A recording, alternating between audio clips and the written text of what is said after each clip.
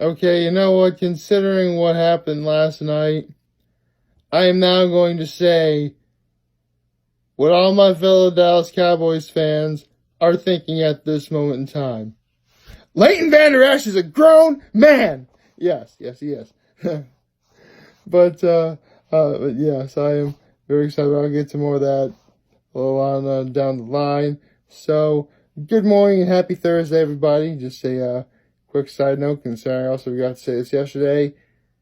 Tony R's is actually going to be closing in like 2 days. So, if you're in the area and you have aspirations of, going, now would be the time. Now would be the time to not right now, because it's like 6:00 in the morning right now, and there's no way it is open at this hour. But yes, the option is there, and yeah, just want to let you know, go now if I wish you had. Okay, now that is all taken care of and out of the way, let's get into my thoughts on the next 10 individuals who made the NFL Top 100. Weird, because last night they mentioned that one of the people that were going to be on, this set of 10 is a Heisman Trophy winner. And to my knowledge, I don't see any of them who have. Hold on, I'm going to look this up. Hold on. Bring it over here for a second.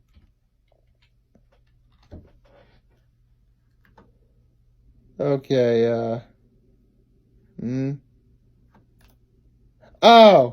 okay. How silly of me. It was, Mark Ingram.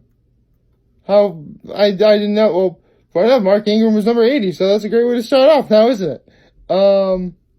Okay, so yeah. I love how, throughout the video, you would occasionally see Mark Ingram do big man, no little man. As someone who appreciates the concept of a grown man being grown man, I 100% approve of this. But, yeah, that was awesome. Although I love how first of all, can I just point out how one of the people that got me into watching the NFL Top 100 was Mike Daniels of the Green Bay Packers? I love that guy. That guy is just so cool. I mean, he's also, he's a fellow Dragon Ball Z fan, which is awesome. There's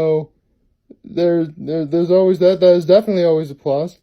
And he's just funny, and you hear him really break down things, and he's really smart too. I like Mike Daniels, which is a real shame that Green Bay just released him. Holy cow, Dallas, if you, to all the people of the Dallas Cowboys who are watching this, please, get Mike Daniels. We need Mike Daniels. Seriously, we gotta try and get Mike Daniels, please. That'd be very cool. We could really use Mike Daniels. Don't get me wrong, our front seven is already awesome, but we can make it more awesome. Get Mike Daniels. Thank you. Anyway, now that was taken care of, how we get to number 79, Geno Atkins, who, yeah, I love how people are comparing that, Geno Atkins is supposed to be 6'5" and whatever, but he's just barely shorter than I am, and he weighs 300 pounds, but, that's the interesting thing about being an offensive lineman, that a few people back at Horseheads, at least when I was there, really didn't get the concept of.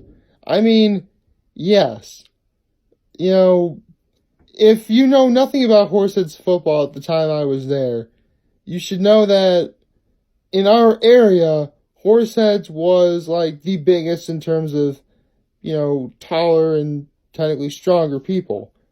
However, we played against people from Binghamton, New York. Binghamton, Vestal, Union Endicott, or UE as we call them. Ithaca they're not, Ithaca and Binghamton are completely different areas, but you get the idea. And for the most part, they were all bigger than Horseheads. And a few people, and I will admit I almost fell for that trap as well, got the idea that, being bigger would automatically mean that you're able to take on those guys.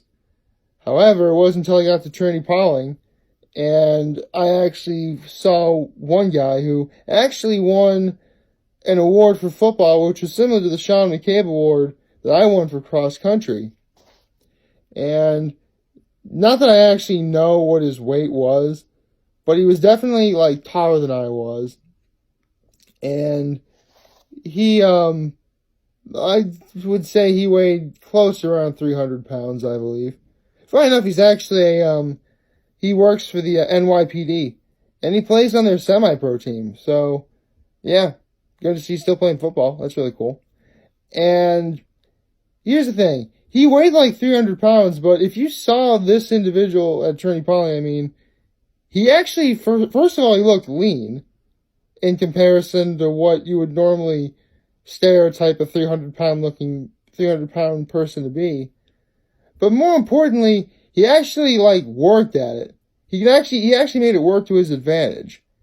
The problem with a bunch of linemen over at Horseheads is, we thought being big was, the answer to taking care of, those guys up in Binghamton who were bigger. Which, I'm just saying right now, if you have aspirations of being a great athlete, just weighing 300 pounds does not. That was a fun way of saying that, wasn't it? Yeah. Wow, I actually got a bit of a taste. So yeah, Geno Atkins, that was awesome. Okay, let's get to 78. Now, full disclosure, I might actually make fun of him on occasion, but in actuality, I really do like Kirk Cousins. I really do. I am glad that, he got that big term contract or whatever for like $84 million guaranteed. I like that. Whether or not he actually earned it is a bit of a misnomer in terms of, living up to it this past season. But if Kirk Cousins is on the NFL Top 100, Dak Prescott better be on there too. Okay? I'm sorry.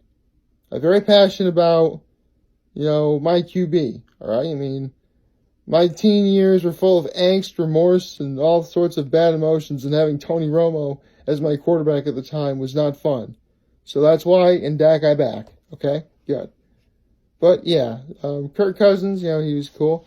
Taylor Lewan, I actually do kind of like that guy, but he is a bit of a loose cannon. And considering that he's now serving a 4-game suspension when the season starts, that's not really the best thing in the world. Robert Woods of the Rams, it's his first time in the NFL Top 100, congratulations. He was pretty good. He bedeviled lots of teams. Unfortunately, that sadly did include my Dallas Cowboys in the divisional round, but we'll get him next year. Gerald McCoy, I like Gerald McCoy. He's actually a comic book fan, which, that's really cool. And he actually had made it 6 times previously, but he missed out on last year. And so they're interviewing Gerald McCoy. They're like, you're actually a little mad at the NFL Top 100 because you weren't on there last year. He literally brings the microphone to him, and he's like, yes, my friends were wrong, or something like that. That was kind of funny. And now we get into the highlight, at least for me, the Wolf Hunter, the Tackling Dutchman, whatever you want to call him, Leighton Vander Esch. Personally, as happy as I am that he's on there, and I really am extremely happy, the way they handled, this whole video was a little, I did like it overall, and I would, in fact, I'm easily going to watch it, probably a dozen more times.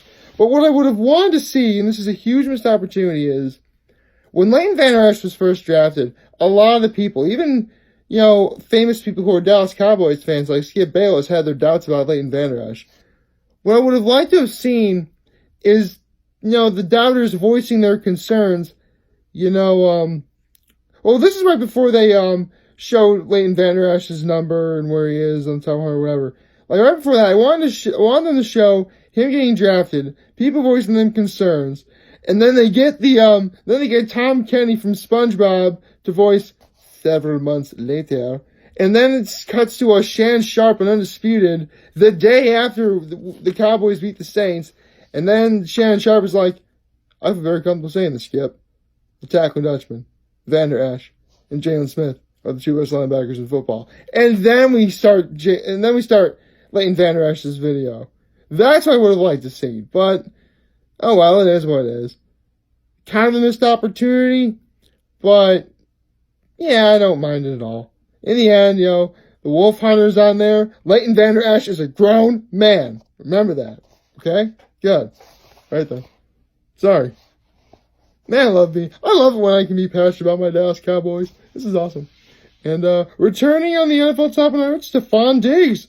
The man, well, technically Case Keenum is the man behind the Music City Miracle. But Stephon Diggs was the one who brought it up. Did I say Music City Miracle? Minneapolis Miracle. Darn it. Minneapolis Miracle. That's what he did. Okay?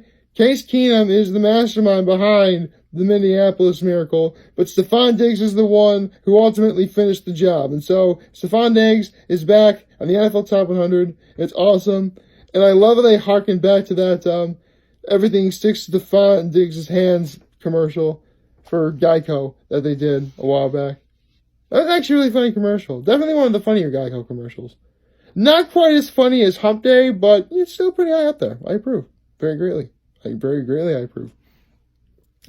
And now we get to the lone center on the NFL Top 100. That is Jason Kelce of the Philadelphia Eagles.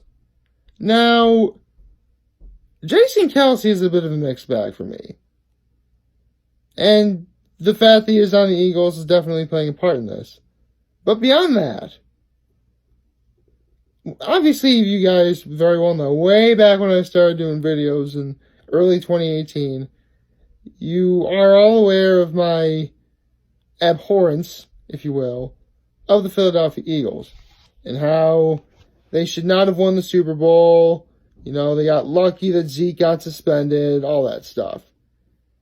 And obviously, when everyone online was showing the Philadelphia Eagles Super Bowl parade, obviously I felt that was more obnoxious.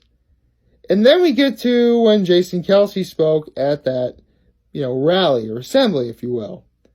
Now, as much as I really didn't like the Eagles winning the Super Bowl, and as much as I felt that Jason Kelce was rather crude when he was on the podium, I mean, to say he was cursing like a sailor during that speech is nothing short of an understatement. I actually had a lot of respect for him. I really did. And, I stick by what he said, and when he said that an underdog is a hungry dog. And believe me, as someone who knows that feeling all too well, I share the sentiment. So in that regard, I do have a lot of respect for Jason Kelce. And then came this past season. Right before the first game, it was Jason Kelce who said that the Dallas Cowboys were going to choke. And I immediately went back to really disliking not only him, but the Philadelphia Eagles. Now, if you've been paying attention at all, you know that my Cowboys beat the Eagles this past season not once, but twice. So, in that regard, considering that technically Jason Kelce and the rest of the Philadelphia Eagles got their comeuppance, we're good. So, there's that. But I'm watching you, Jason Kelce, okay? Don't do it again. Because karma can be a real meanie, okay? I'm trying to be very, very civil about it, Don't make fun of my Cowboys again, okay?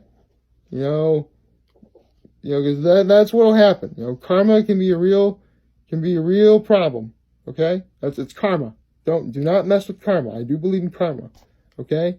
Whether or not you want to believe in any sort of religious thing or whatever, it's up to anyone, but do not take karma out of the equation. That's why I always try to be a good person, by the way.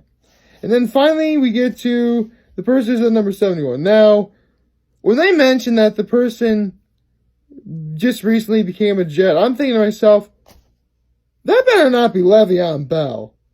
Because Le'Veon Bell sat out the entire year. He should not be even remotely mentioned on this list whatsoever. But no, it was C.J. Mosley of the Baltimore Ravens. So, yeah.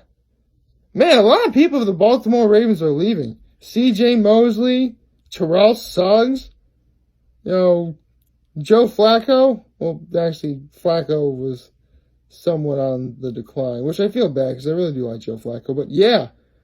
But, you're getting a few people. Eric Weddle, he's also leaving. But yeah, C.J. Mosley is a Jet. Good luck taking on Tom Brady and the Patriots twice a year because now you gotta do that. So yeah, that's everything for the NFL Top 100. And yeah, I actually talked a lot longer than I thought I would. But today's Thursday. It should be a beautiful day. I'm going to be seeing Once Upon a Time in Hollywood tonight, so that's going to be a very late video. That should be fun. And what else? Oh yeah, new episode of Hot Ones, Juice World, or Juicy World, that's what it is. And they're doing this special episode where this episode that's going to happen today takes place at a convention. Last year they had this episode, it was E40, who sadly made the Hot Ones Wall of Shame.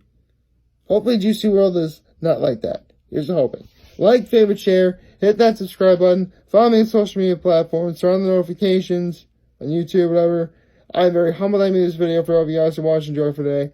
I'm hopefully you have a wonderful Thursday. Remember, if you guys want to talk to me, I'm always going to be here to lend an ear. And I'll always have your back. Take care and make good choices.